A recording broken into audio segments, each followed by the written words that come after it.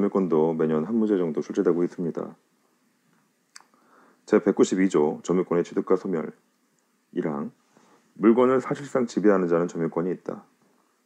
2항 점유자가 물건에 대한 사실상의 지배를 상실한 때에는 점유권이 소멸한다. 그러나 제204조의 규정에 의하여 점유를 회수한 때에는 그러하지 아니하다. 제193조 상속으로 인한 점유권의 이전 점유권은 상속인에게 이전한다. 1. 간접점유 제194조 간접점유 지상권, 전세권, 질권, 사용대차, 임대차, 임치, 기타의 관계로 타인으로 하여금 물건을 점유하게 한 자는 간접으로 점유권이 있다. 타인으로 하여금 물건을 직접 점유하게 한 그 주체는 간접 점유자라는 거죠. 그런데 이제 소유권자와 임차인 관계를 봤을 때 임차인이 직접 점유자고 그 소유권자는 간접으로 점유하고 있는 자라는 거죠. 점유매개 관계의 직접 점유자는 타주 점유여야 함. 그러니까 점유매개 관계의 직접 점유자는 타주 점유, 그러니까 자기가 주인인 상태가 아닌 남이 주인인 상태의 점유이어야 한다는 거죠. 임차인이 전대를 한 경우 이제 뭐 소유자 동의는 불문하고 임차인이 전대를 한 경우, 그러니까 또 빌려준 거죠. 임차인은 소유자에 대하여 직접 점유자이면서 동시에 그 전차인에 대한 간접 점유자인 거죠. 전차인을 통해서 간접 점유하고 있는 거죠. 제207조 간접 점유의 보호 1항 전 3조의 청구권은 제194조의 규정에 의한 간접 점유에도 이를 행사할 수 있다. 2항 점유자가 점유의 침탈을 당한 경우에 간접 점유자는 그 물건을 점유자에게 반환할 걸 청구할 수 있고 점유자가 그 물건의 반환을 받을 수 없거나 이를 원하지 아니한 때에는 자기에게 반환할 걸 청구할 수 있다.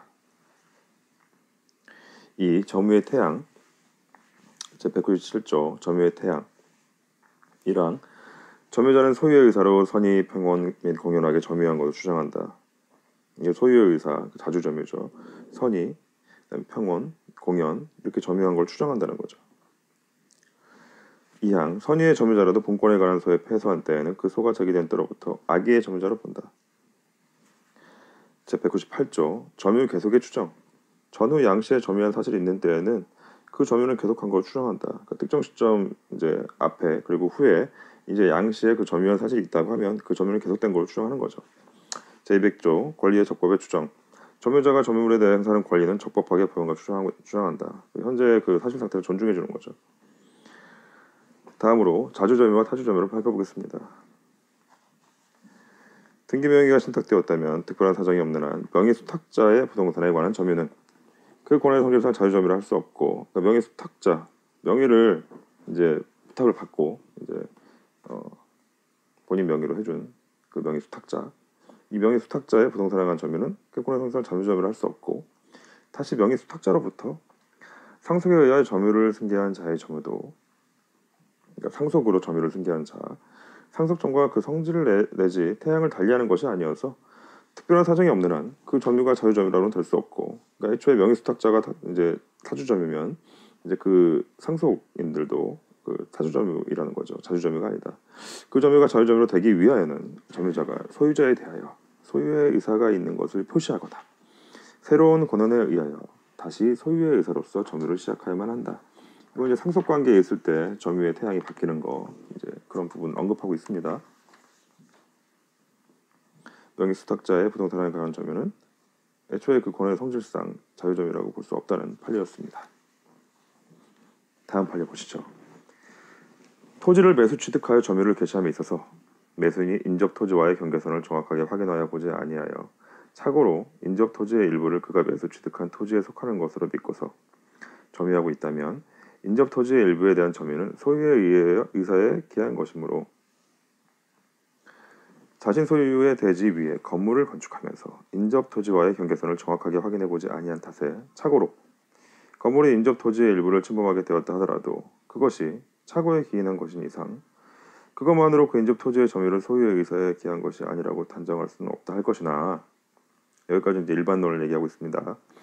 일반적으로 자신 소유의 대지 위에 새로 건물을 건축하고자 하는 사람은 건물이 자리 잡을 부지 부분의 위치와 면적을 도면 등에 의하여 미리 확인한 다음 건축에 나아가는 것이 보통이라고 할 것이므로 그 침범 면적이 통상 있을 수 있는 시공상의 착오 정도를 넘어서 상당한 정도에까지 이르는 경우 이런 경우에는 그 당해 건물의 건축주는 자신의 건물이 인접 토지를 침범하여 건축된다는 사실을 건축 당시 이미 알고 있었다고 보는 것이 상당하다고 할 것이고, 따라서 그 침범으로 인한 인접 토지의 점유는 그 권한의 성질상 소유의 의사가 있는 점유라고 할 수 없다. 이런 판례가 있습니다. 이 경계 침범 사례인데 이게 중요한 이유는 그 타주점유와 자주점유에 따라서 그 점유 취득 시효라고 하는 그 소유권의 취득 부분에 그 큰 영향을 미치죠. 일반적으로는 이제 그 토지 넘어간 그 경계선에 대한 그 침범이 아주 일부였다. 그러면 이제 이거는 그 뭐 다주점유의 의사로 인정이 될 수 있는데, 그 침범한 면적이 상당 부분 단순 착오 정도를 넘어서 상당 정도에까지 이른다고 하면 이거는 애초에 그 권한 성질상 그 자주점유, 즉 소유의 의사가 있는 점유라고 볼 수 없다는 판례인 것입니다. 3. 점유자와 해역자의 관계. 이 점유자와 해역자의 관계도 거의 매년 한 문제 정도 출제되고 있습니다. 조문 보시죠. 제201조 점유자와 과실 1항. 선의의 점유자는 점유물의 과실을 취득한다. 그러니까 선의로 점유한 사람은 그 점유물의 과실을 취득한다는 거죠. 2항. 악의의 점유자는 수취한 과실을 반환하여 하며 소비하였거나 과실로 인하여 훼손 또는 수취하지 못한 경우에는 그 과실의 대가를 보상하여야 한다. 3항. 전항의 규정은 폭력 또는 은비에 의한 점유자에 준용한다. 그 선의의 점유자와 악의의 점유자, 이 과실 취득에 대한 그런 부분들이 이제 차이를 보이고 있습니다. 제202조 점유자의 회복자에 대한 책임. 점유물이 점유자의 책임 있는 사유로 인하여 멸실 또는 훼손한 때에는 악의의 점유자는 그 손해 전부를 배상하여야 하며 선의의 점유자는 이익이 현존하는 한도에서 배상하여야 한다. 소유의 의사가 없는 점유자는 선의인 경우에도 손해의 전부를 배상하여야 한다. 그러니까 타주 점유의 경우에는 선의여도 그 손해의 전부를 악의의 점유자처럼 배상하여야 한다는 내용입니다. 다음으로 203조 점유자의 상환 청구권 1항. 점유자가 점유물을 반환할 때에는 회복자에 대하여 점유물을 보존하기 위해 지출한 금액, 기타 필요비의 상환을 청구할 수 있다. 그러나 점유자가 과실을 취득한 경우에는 통상의 필요비는 청구하지 못한다. 2항. 점유자가 점유물을 개량하기 위하여 지출한 금액, 기타 유익비에 관하여는 그 가액의 증가가 현존한 경우에 하나여 회복자의 선택에 조차 그 지출 금액이나 증가액의 상환을 청구할 수 있다. 3항. 전항의 경우에 법원은 회복자의 청구에 의하여 상당한 상환 기간을 허용할 수 있다. 허용한 기간 동안은 유증권이 불성립합니다.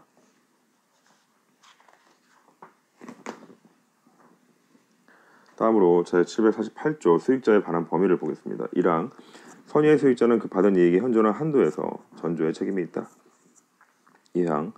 악의의 수익자는 그 받은 이익에 이자를 붙여 반환하고 손해가 있으면 이를 배상하여야 한다.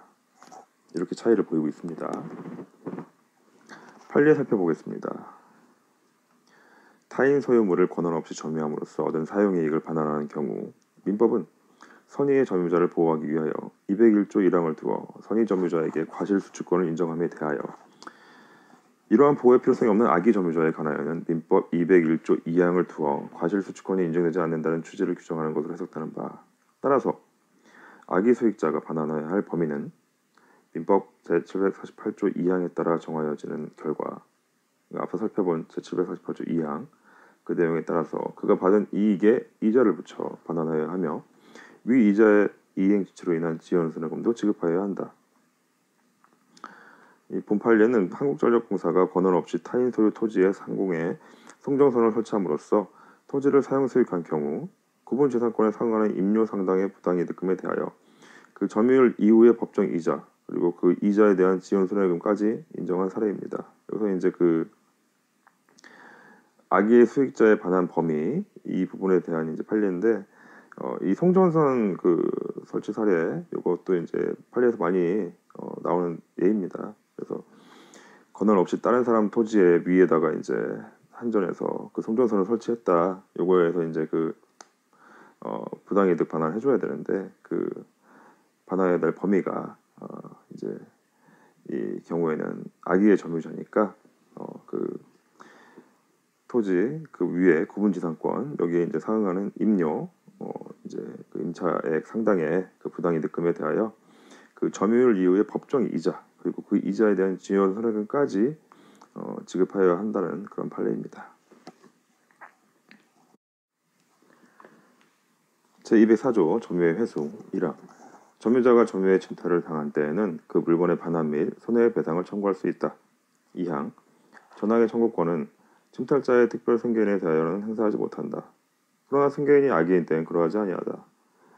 3항 제1항의 청구권은 침탈을 당한 날로부터 1년 내에 행사해야 한다. 1항의 청구권은 침탈을 당한 날로부터 1년 내에 행사해야 한다는 행사 기간 제한이 있습니다. 제205조 점유의 보유 1항 점유자가 점유의 방해를 받은 때에는 그 방해의 제거 및 손해의 배상을 청구할 수 있다. 2항 전항의 청구권은 방해가 종료한 날로부터 1년 내에 행사해야 한다. 3항 공사로 인하여 점유의 방해를 받은 경우에는 공사 착수 1년을 경고하거나 그 공사가 완성한 때에는 방해의 제거를 청구하지 못한다. 제206조 점유의 보전 1항 점유자가 점유의 방해를 받을 염려가 있는 때에는 그 방해 예방 또는 손해배상의 담보를 청구할 수 있다. 그러니까 점유의 방해를 받을 염려가 있는 경우에도 그 방해 예방 또는 손해배상의 담보를 청구할 수 있습니다. 2항 공사로 인하여 점유의 방해를 받을 염려가 있는 경우에는 전조 제3항의 규정을 적용한다. 제208조 점유의소와 본권의소와의 관계 1항 점유권에 기인한 소와 본권에 기인한 소는 서로 영향을 미치지 아니한다. 2항 점유권에 기인한 소는 본권에 관한 이유로 재판하지 못한다. 그 점유권에 기인한 소는 본권에 관한 이유로 재판하지 못한다라고 규정하고 있습니다.